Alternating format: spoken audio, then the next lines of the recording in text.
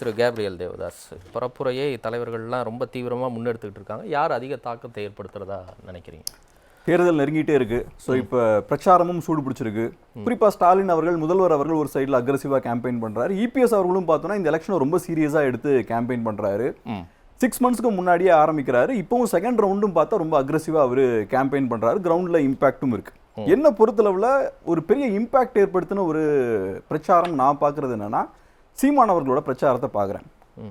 குறிப்பாக முக்கியமான ஒரு விஷயம் என்னன்னா, இப்போ தேர்தல் பிரச்சாரமாக இருக்கலாம், தேர்தல் வாக்குறுதிகளாக இருக்கலாம், இந்த விஷயங்கள் எல்லாமே பார்த்தோன்னா மக்கள் எதை கேட்க விரும்புகிறாங்களோ அதை அரசியல்வாதிகள் சொல்ல ஆரம்பிச்சிட்டாங்க. ஒரு கட்சி 1000 ரூபா கொடுப்போம்னு சொன்னால் இன்னொரு கட்சி 2000ன்றாங்க, இன்னொரு கட்சி 2500ன்றாங்க, மாதம் 1000ன்றாங்க, வந்தோடனே 10,000 கொடுப்போன்றாங்க, ஃப்ரிட்ஜுன்றாங்க, 8000 ரூபாங்க, 8000ன்னு சொல்கிறாங்க. ஸோ இந்த மாதிரி மக்கள் கேட்க விரும்புகிறத இவங்க சொல்லிட்டு இருக்காங்க. இது சாத்தியமா, சாத்தியம் இல்லையா, தமிழ்நாட்டுக்கு இது நல்லதா, தீங்க ஏற்படுத்துமா, இந்த விஷயங்கள்லாம் அனலைஸ் பண்ண மாட்டேங்கிறாங்க. ஸோ அந்த இடத்துல சீமான் அவர்கள் மக்கள் இதை கேட்க விரும்பினாலும் சரி, தமிழ்நாட்டுக்கு எது நல்லதோ அந்த விஷயத்தை அவர் ஆணித்தரமா பேசுறாரு. இலவசங்களுக்கு எதிராக சாலிடான ஒரு ஸ்டாண்ட் எடுக்கிறாரு. அது மக்கள் மத்தியில வரவேற்பை கொடுக்குமா? மக்கள் மத்தியில வரவேற்பை கொடுக்குமான்னு எனக்கு தெரியல. ரிசல்ட்டை பார்த்தா நமக்கு தெரியும். பட் நான் அது கரெக்டான விஷயம்னு பார்க்குறேன். ஏன்னா இன்னைக்கு பெரிய அபியூஸ் பண்ணப்படுது இந்த இலவசங்கள்ன்றது. பார்த்தோம்னா கவுண்டர் பண்றதுக்கு யூஸ் பண்றாங்க. இப்ப விஜய் 2500ன்றாரு, ஒருத்தர் 1000, 2000, 2500னா இதுல என்ன பிரின்சிபல் இருக்கு? எப்படி நம்ம எக்கானமியை நம்ம குரோ பண்ண போறோம்? சீரியஸான பிளான் இருக்கணும் இல்லையா? இப்ப ஒரு கட்சிக்கு அதிகாரத்துக்கு வரக்கூடிய திட்டம் இருக்குன்னா சீரியஸான பிளான் இருக்கணும் இல்லையா? சும்மா சாதாரணமா மக்கள் இதெல்லாம் கேட்க விரும்புறாங்க, மக்களுக்கு இலவசங்கள் பிடிக்குது, அதெல்லாம் சொல்லிட்டு போயிடும் இருக்க முடியாது இல்லையா? ஸோ அந்த வகையில இந்த வாக்குறுதிகளை சீரியஸா எடுத்து, பிரச்சாரத்தை சீரியஸா எடுத்து என்டிகே ஒன்று அரசியல் பண்றாங்க. ரெண்டாவது முக்கியமான விஷயம் என்னன்னா, இன்னைக்கு மக்களுக்கு மாற்று அரசியல் மேலேயே நிறைய நம்பிக்கை போக ஆரம்பிக்குது. குறிப்பா ஒவ்வொரு கட்சியும் மாற்று அரசியல் பேசி களத்துக்கு வராங்க. அப்புறம் நாட்கள் போக போக பார்த்தோம்னா யாரை எதிர்த்து அரசியல் பண்றாங்களோ அவங்களுடைய போய் இந்த கட்சிகள் சேர்றாங்க. கமல்ஹாசன் நல்ல உதாரணம், வைகோ அவர்கள் நல்ல உதாரணம், விஜயகாந்த் அவர்கள் நல்ல உதாரணம். அந்த இடத்துல இன்னைக்கும் காம்ப்ரமைஸ் ஆகாம தனியா என்டிகே நிக்கிறாங்க. ஸோ எங்களுக்கு ஒரு பிரின்சிபிள்ஸ் இருக்கு, தமிழ் நேஷனலிசம் எங்களோட ஐடியாலஜி, அதை மீறி ஒரு திராவிட கட்சியோட கூட்டணி வைக்க முடியாது அப்படின்றதுல ரொம்ப ஸ்ட்ராங்கா இருக்கு. தேர்தல் வெற்றி யதார்த்தத்தில் அவங்களுக்கு கிடைக்கவே மாட்டேங்குது. அதுக்கு என்ன பின்னணியா இருக்கும்? மாற்றம்ன்றது உடனே நடக்காது. இப்ப காங்கிரஸ் பார்ட்டி அதிகாரத்தை பிடிக்கிறாங்கன்னா அதுக்கு அவங்க நிறைய நாள் ஒர்க் பண்ணி தான் கிடைக்குது. அதே மாதிரி திமுக பவருக்கு வராங்கன்னா திராவிட இயக்கத்துக்கும் பெரிய ஒரு ஹிஸ்டரி இருக்கு.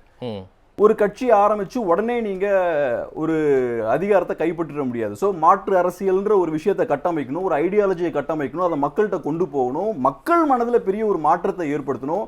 வெறுமனே அதிகாரத்துக்கு வரணும் அப்படின்ற எண்ணத்தோட நீங்க யாரை எதிர்க்கிறீங்களோ அவங்களோட போய் அலைன்ஸ் ஃபார்ம் பண்றீங்கன்னா அது மாற்றே இல்லையே. அப்ப அந்த மாற்றுன்ற கான்செப்டே அடிபட்டு போகுது. ஸோ நீங்க காம்ப்ரமைஸ்ல பண்றீங்க. ஸோ இப்போ நான் ஒரு கம்யூனிஸ்டா இருந்தேன்னா இன்னொரு கம்யூனிஸ்ட் பார்ட்டியோட தான் நான் அலைன்ஸ் ஃபார்ம் பண்ண முடியும், ஒரு முதலாளித்துவ கட்சியோட அலைன்ஸ் ஃபார்ம் பண்ண முடியாது. ஸோ அந்த மாதிரியான பேசிக் பிரின்சிபிள்ஸ் இருக்கணும்ல, ஃபண்டமெண்டல்ஸ் இருக்கணும்ல. ஸோ அந்த வகையில கொள்கைப்படி செயல்படுறது கரெக்ட் தான் பார்க்க. சரி, இன்னொரு மாற்று விஜய் சொல்றாரு. அந்த மாற்று ஏன் உண்மையான மாற்று இல்லைன்னு நீங்க நினைக்கிறீங்க? விஜய் ஒரு டைவர்ஷன் பார்க்குறேன். இப்போ எலெக்ஷன் கிட்ட வந்து வெறும் பிரச்சாரத்துக்கு மட்டும்தான் நான் வருவேன், அதுவும் இஷ்யூஸ்லாம் பேசாம என்னோட பிரச்சனைகள் பத்தி மட்டுமே பேசுவேன், என் படம் எப்படி முடக்கப்படுது, எனக்கு என்னென்ன சிக்கல்கள் வருது, நான் எப்படிலாம் கஷ்டப்படுத்தப்படுறேன், இந்த மாதிரியான விஷயங்கள் பேசி ஓட்டு வாங்க முடியல. நேற்று நிறைய வாக்குறுதியெல்லாம் கொடுத்துருக்காரு. ஆதார் அட்டை மாதிரி ஒன்று, தமிழ்நாடு சேவை உறுதி திட்டம், ஏஐ யூனிவர்சிட்டி, சட்டமன்றத்தில் 5 லட்சம் பேர் மனு கொடுத்தா நாள் பூரா விவாதிக்க போவோம், அந்த மாதிரிலாம் நிறைய சொல்லியிருக்காரு. வரேன் முன்ராஜ். இதெல்லாம் வந்து ஒரு மக்களை கவரக்கூடிய வாக்குறுதிகளாக நினைக்கலையா நீங்க? 2 விஷயம். மேபி அது மக்களை கவரலாம். என்னன்னா, ஒன்று ஐடியாலஜிக்கலா நீங்க ஒரு மாற்றா இருக்கும். இப்போ காங்கிரஸ் பார்ட்டிக்கு திமுக ஒரு மாற்றா இருந்தாங்க. அவங்க ஒரு இந்தியன் நேஷனலிசம் பேசக்கூடிய ஒரு கட்சியா இருந்தாங்க. திமுக அந்த காலகட்டத்தில் திராவிடம் பேசக்கூடிய கட்சியா இருந்தாங்க. இந்தியன் நேஷனலிசமுக்கு திராவிடம் ஒரு மாற்று. இன்னைக்கு திராவிடத்துக்கு மாற்றா தமிழ் தேசியம் உள்ள வந்திருக்காங்க. ஸோ முதல்ல நீங்க ஐடியாலஜிக்கலா ஒரு ஸ்டாண்ட் எடுக்கல. அது அவசியமா தமிழ்நாட்டு களத்துல? இப்போ 67ல இருந்து 2 திராவிட கட்சிகள் தான் ஆள்றாங்க. 2 பேருக்கும் ஏறக்குறைய ஒரே கொள்கை தான், ஒரே கொள்கை தலைவர்கள் தான், ஒரே கொள்கை வழிகாட்டிகள் தான். திராவிடம் தான் அவங்களுடைய அடிப்படை சித்தாந்தம். ஒரு நேர் எதிரான ஐடியாலஜிக்கல் ஃபைட்டை வச்சு அவங்க 2 பேரும் இந்த மக்களை வந்து ஈர்க்கலை, இல்லை மக்களின் ஆதரவை பெறலையே. ஒரே சித்தாந்தத்தை வச்சு தானே வர்றாங்க. அப்போ இன்னொரு நேர் எதிரான ஒரு ஐடியாலஜிக்கல் ஒரு ஃபைட் இருந்தால் தான் மக்கள் ஆதரிப்பாங்கிறது எந்த அளவுக்கு சரியா இருக்க முடியும்? எப்பவுமே அரசியல் மாற்றம் ஏற்படுது இல்லையா?